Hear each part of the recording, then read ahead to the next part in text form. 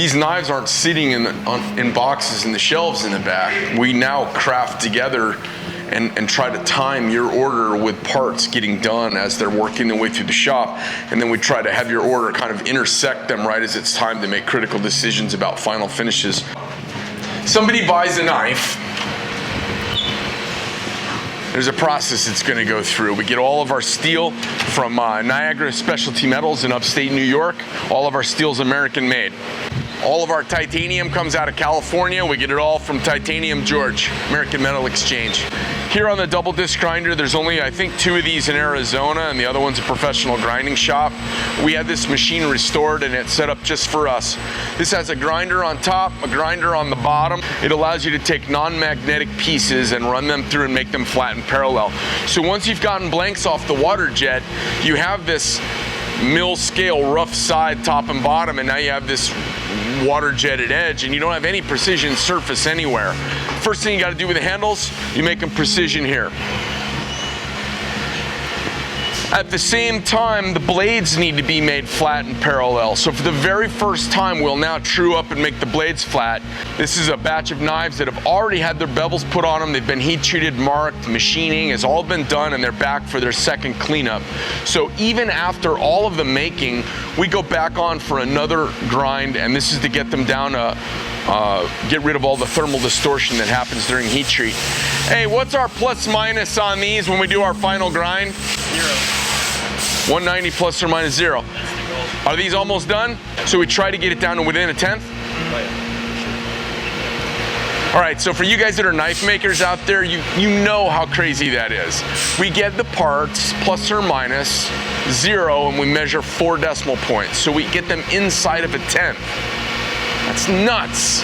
The handles don't need to be as precise. They need to be within a thou. These need to be within a 1/10 the blade, because the blade, you know, a chassis is a fixed space, and that blade in the middle, we want it to fit perfectly. It has to be a fixed space, and our Swiss parts that dictate the spacing, they're all within a 1/10. They're super close. So we have to make the blades with the same tolerance as the spacing in the middle of the blade. Over here, the water jet, this is where we cut all of our blanks, whether it's blade steel for our fixed blades or folders, S35VN, 3V, D2, S7, and our specialty stuff. We do S90V and some other unique things, as well as our 6AL4V titanium for clips, for spacers, for breakers, for blades, and for handles, all done here on the water jet. It gives me this really lean flexibility. I don't need to do hundreds of anything. I can be very flexible and do 20, 50, 100, 30. So this is our Gen 2 tooling. We have our sub plates, fixture plates, and then our parts all load. This style of clamping and making is more akin to a prototype style of making in traditional manufacturing. We use a prototype style of making for our production because our production is so small. You'll see 5 vertical mills here. The 5 vertical milling centers are all doing different knives right now at any given time. Over here we've got Praetorian Ts. Down here we've got slim middies. Every side now has been controlled milled and carved out of a slab of titanium. Now we've got to make it feel good in the hand, and that's all the hand making that goes on. Our G10 parts are all made here on our Datron. We do this all in-house.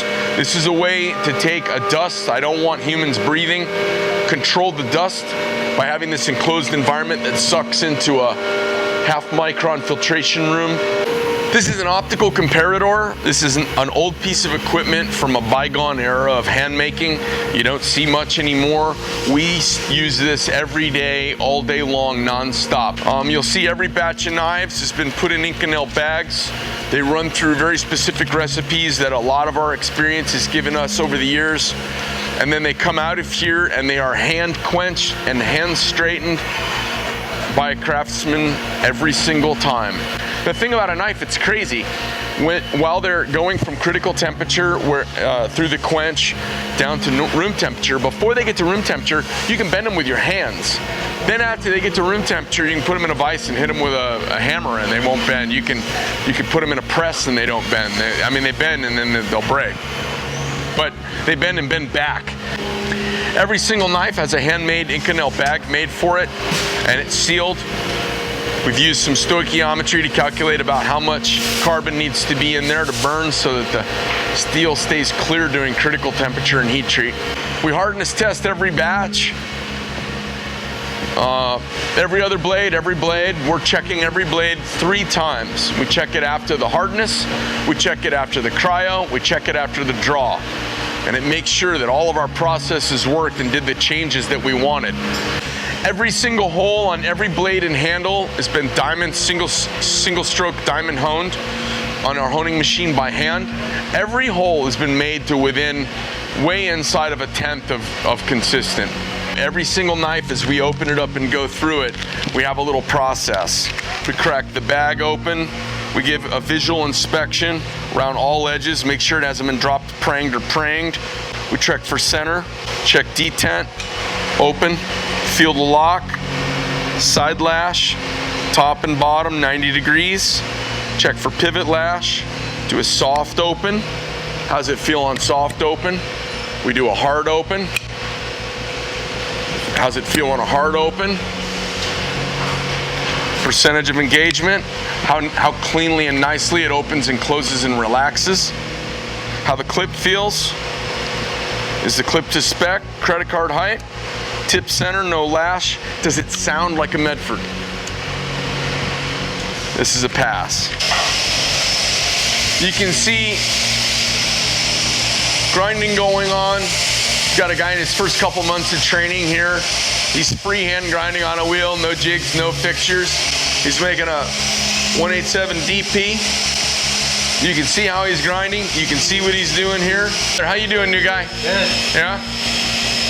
Sturdy work, right? I like it. All right, well, let's see if you can make a knife. I'm gonna look at your stuff. He's on his first day, so he's getting his knife cherry pop today, and we'll see what the tea leaves read at the end of the day when I look at his work. Scott, how you doing, man? What are you working on? I got a Victorian. Going together pretty well. Yeah? What's the hardest part of the job for you? Just when you get one that doesn't want to go together.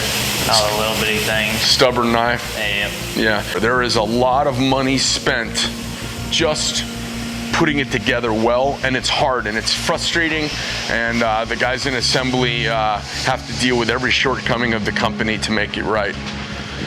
Lawrence, how's it going, man? What's the big challenge? Production. Getting it all lined up. We can do a very lean style of manufacturing. This is what the Japanese really brought to the table in the 1980s with Kaizen and lean manufacturing with Six Sigma and all that. You know, this not having big piles of done stuff sitting everywhere because you try to leverage a good deal. You try to leverage volume to get a good deal. We flex. That's the value of having this all vertically integrated, is we can flex really quickly. Every knife that comes through the shop here, it'll end up here where we give it an aesthetic going over another inspection. This will be its 3rd heavy-duty inspection. This is where it gets its deep white guff cleaning, and gets its packaging and all of the branding and all of the stuff that goes along with this package of buying super high-end American-made. You don't mind having other knife makers come through and go, no, man, if you can do this, the knife world deserves you. This is really honest. It's very, it's simple in process, but it is hard to accomplish, to keep the skill. You know, when you're talking about surface grinding at plus or minus inside of a measurable 1/10, that's crazy surface grinding.